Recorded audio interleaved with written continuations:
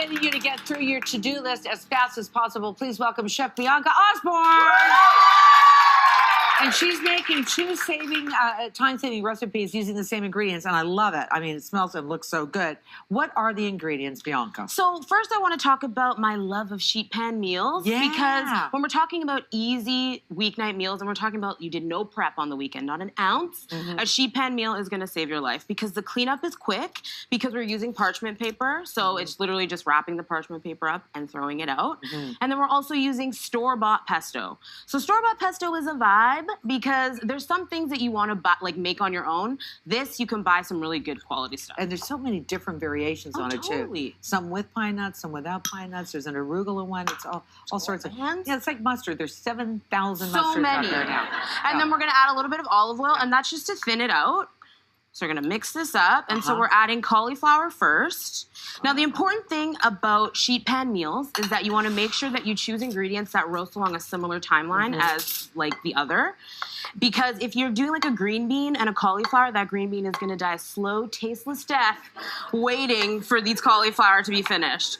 So another thing you want to remember to do when you're making a sheet pan meal is you want to make sure that you keep everything separate because you're going to be using it again in different iterations. And if you mix them, you lose some of the options. So I see that the vegetables are pretty well cut about the same size. Oh, yeah. To cook evenly, Cooking evenly is important. And you also want to make sure that they're spread out evenly because if you crowd them, you'll have a piece on the end that's like chef's kiss, delicious, and a hard as rock piece in the middle, and that's just like unacceptable. So then we add that. Now, if you're at home, this is TV, people. If you're at home, you'd make sure everything was coated perfectly just because that means flavor.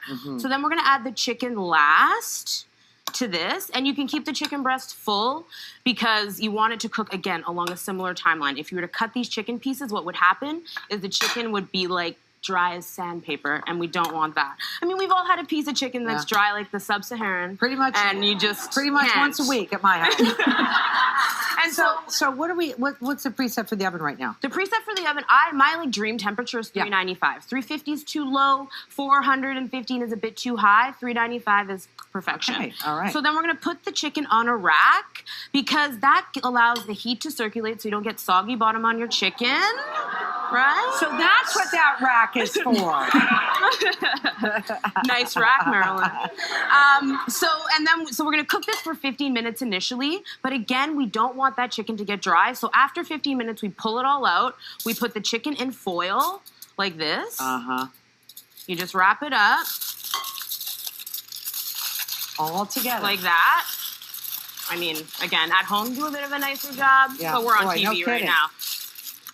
Throw it on there, another 15 minutes, and this is going to make sure that the chicken stays moist and juicy. So you don't care that that's not flat or anything like that? No, I don't care. As long as you have enough room in your, this doesn't need to be... Well, that's where the rack is. So then once you bake it and everything's all nice and set up, the veggies are going to look like this. Stop. So then to plate this, we're just going to make it really easy for ourselves. When did you add the onions, Missy? Oh, I didn't add the onions. Okay. But you would add the onions at home. Just saying. Thanks, Marilyn. Keeping me on track. Keeping you on track. But look how nice that is. And this is colorful. It's healthy. It's delicious. So let's repeat. So you cut, when we're going through you would like it at 395.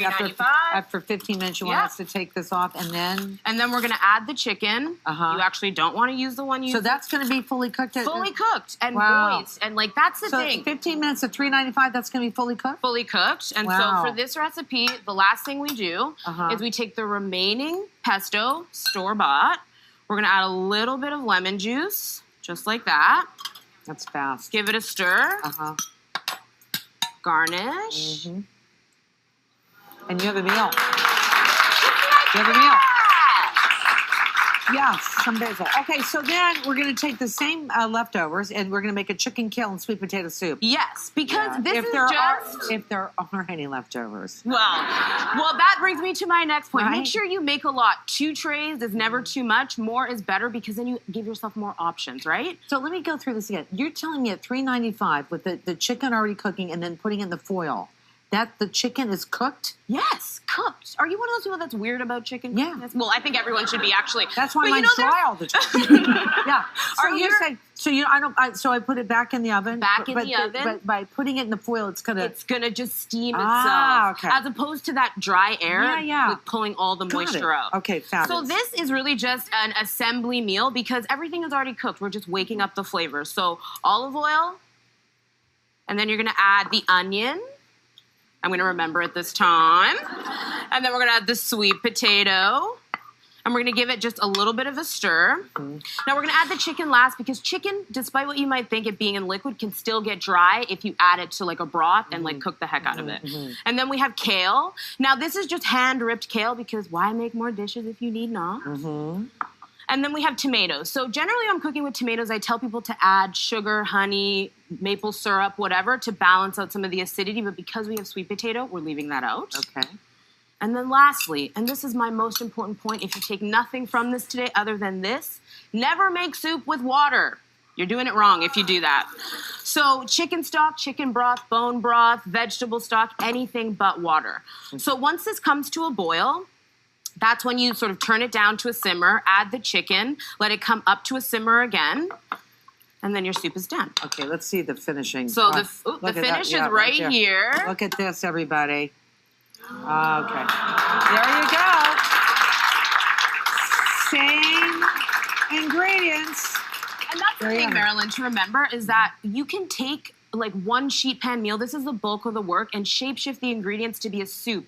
It can be like if you had these cauliflower and sweet potato, you could add a little bit of flour and egg and make them patties. You can do so many different things if you just consider what you're putting on your sheet pan. Okay, let me ask you a question. If you don't like cauliflower, Broccoli. Do you want broccoli? no, give me another.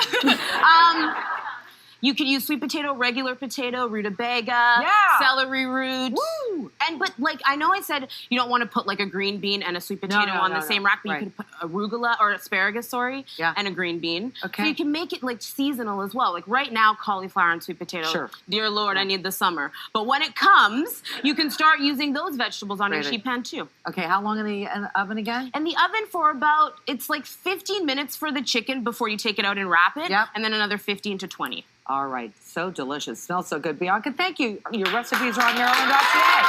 We'll be right back.